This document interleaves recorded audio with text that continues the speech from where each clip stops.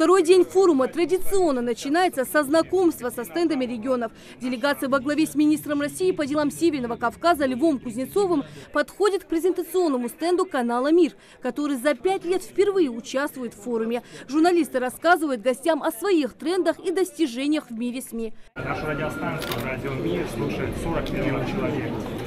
Мы гордимся тем, что наш информационный портал мир24.тв в сутки посещают более 200 тысяч человек. Что касается Северного Кавказа, то мы работаем во всех республиках Северного Кавказа и Ставропольском крае. У Мира и Ингушетии в этом году общий юбилей. И республика, и телерадиокомпания празднуют 25 лет со дня образования. В честь этого праздника почетным гостям вручили именные подарки. Сегодня в Москве мы узнаем соперников сборной России по финальной части чемпионата мира по футболу. Мы все будем ждать этого события. И мы хотим вам вручить... Нет, не знаю, но надеемся, нам попадет хороший жребий. Нашу подгруппу уже. Но мы хотим вручить вам вот такие футболки, принять вас в состав нашей команды, нашей телерадиокомпании «Мир». Ставропольское телевидение встречает гостей кавказской минеральной водой из знаменитых источников Железноводска. Гостям устраивают небольшую экскурсию в мир развития телевидения, ее успехи и возможности. Журналисты рассказывают о самой старой газете края, которую читатели впервые увидели ровно 100 лет назад. Хронограф, на котором можно посмотреть развитие СМИ на территории Ставропольского края. Здесь у нас представлены не только печатные, но и радио, телевидение. Кстати, в частности, вот с этой стороны, поверьте на слово, здесь можно увидеть о том, что ровно 100 лет назад была основана газета «Ставропольская правда», которая в этом году отмечает 100-летие. Следующий стенд представляет СМИ Ингушетии. Директор нашей телерадиокомпании рассказывает высоким гостям, чему посвящен стенд ТВ, представляя наш канал как самый молодой, какой объем собственного вещания. Гостям представили, каким мы видим телевидение в будущем. Компания работает в современном трендовом стиле. Вот это современный стиль сегодня показывает студия будущего. В этой студии нет ни столов, ни кресел, ни света, даже самого ведущего там практически нету. То есть это вот его голограмма.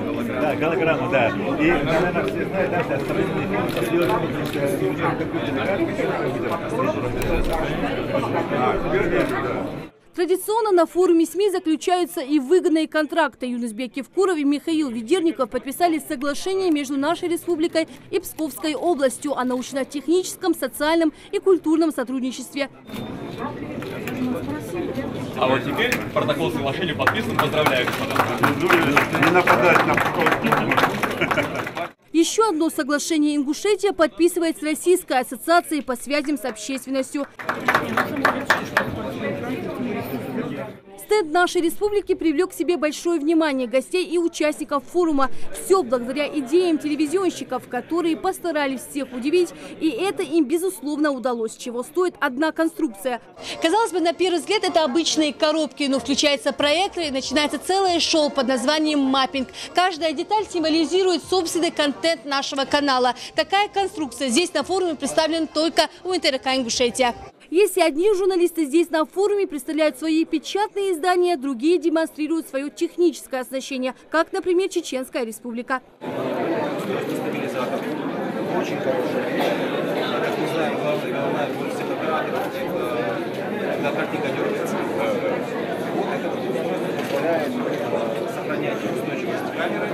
Северная Осетия тоже здесь же на форуме выходит в прямой эфир. Журналисты канала рассказывают гостям, как изменила жизнь человека после появления СМИ. Гостей знакомят с новым проектом создания республиканской национальной компании. О создании национальной телекомпании говорилось лет 20 в нашей республике. И благодаря приходу Вячеслава Михайловича этот проект в сжатые сроки. Мы за 11 месяцев сделали этот проект. От начала стройки до выхода в эфир.